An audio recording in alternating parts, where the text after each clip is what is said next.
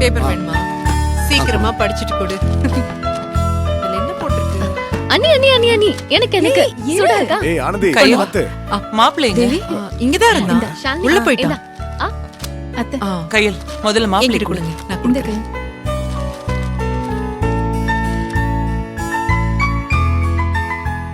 எழில். ஆ? ஏய், ஏன் தனியா வந்து உட்கார்ந்திருக்க? அங்க எல்லாரும் உனக்கு ஒரு பெரிய இடத்துல வேலை கிடைச்சிருக்குன்னு சந்தோஷமா இருக்காங்க. இல்ல இல்ல அது அது வந்து சரி விடு. இது பாரு, அண்ணி உனக்காக கேசரி பண்ணாங்க. இத சாப்பிடு. இல்ல வேண்டாம், நீயே சாப்பிடு. வேண்டாமா? எழில், என்னாச்சு எழில்? ஏன் ஒரு மாதிரி டல்லாவே இருக்க? இல்ல இல்ல அதெல்லாம் ஒண்ணும் இல்லையே. அப்புறம் என்ன? இந்த சாப்பிடு. இல்ல கையல், நம்மகிட்ட ஒண்ணு கேட்கவா? கேளு. நானும் லைஃப்ல நிறைய ஸ்ட்ரகிள்ஸை ஃபேஸ் பண்ணி ரொம்ப கஷ்டப்பட்டு உன்னோட நம்பிக்கையான வார்த்தைகளால தான் நான் இவ்வளவு தூரம் முன்னேறி வந்திருக்கேன். அது ஐ மீன் இதுக்கு முன்னால இப்போ நான் அம்மா கிட்ட சண்டை போட்டுட்டு வந்துட்டேன். அதுக்காக நான் திரும்பவும் கஷ்டப்படக்கூடாதுன்னு என்ன அவசியம் இருக்கு? அது இல்ல, நான் ஒரு பெரிய ஐடி கம்பெனில தான் சிஇஓவா இருக்கணுமா? சாதாரணமா ஒரு வேலையை செஞ்சு படிப்படியா முன்னேறி வரலாம்ல? அதுல என்ன இருக்கு? இப்போ எதுக்காக நீ இப்படி எல்லாம் கேட்டுட்டு இருக்க? இல்ல, மூர்த்தி எனக்காக ஒரு வேலையை ரெடி பண்ணாருல்ல, அதுக்கு நீ அவரை திட்டினல்ல, அதான் கேட்டேன். இப்போ அவர் சொன்ன மாதிரி நான் ஒரு கலெக்ஷன் வேலைக்கோ இல்ல வேற ஏதாவது ஒரு ஃபுட் டெலிவரி வேலைக்கோ இரு இரு இரு இல்ல ஒரு கேப் டிரைவர் வேலைக்கோ போலாம்ல?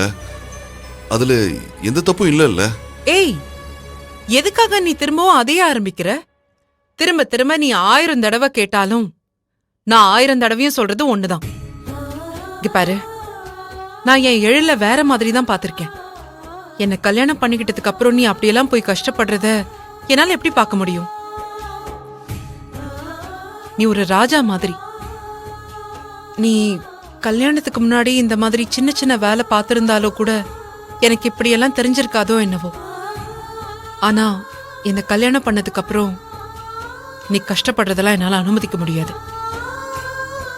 நான் உன்னை எங்கேயும் கீழே இறக்கிடக்கூடாதுன்னு நினைக்கிறேன். நீ எப்பவும் ஜெயிக்கணும். நான் கூட இந்த நர்ஸ் வேலையை தாண்டி பிரைவேட்டா ஒரு அம்மாவை 6 மணிக்கு மேல பாத்துக்கிறதுக்கு நான் ஒத்துக்கிட்டேன்ல. எதுக்காக? என் குடும்பத்துக்காகவும் என் புருஷனுக்காகவும் நான் எந்த விதமான கஷ்டத்தையும் கொடுத்துடக்கூடாதுங்கிறதுக்காக தான்.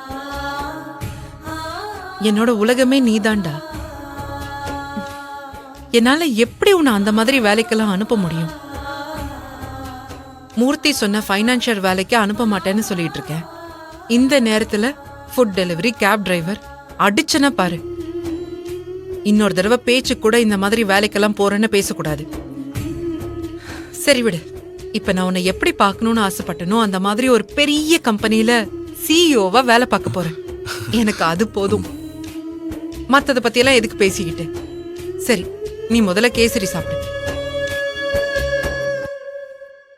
என்னடா, நான் சொன்னதுக்கு ஏதாவது கோச்சுக்கிட்டியா?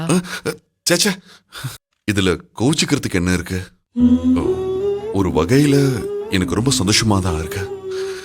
இந்த உலகத்துல எவ்வளவு பணம், எவ்வளவு வசதிகள் இருந்தாலுமே உன்னோட இந்த அன்புக்கு நிகர் வேற எதுவுமே இல்ல.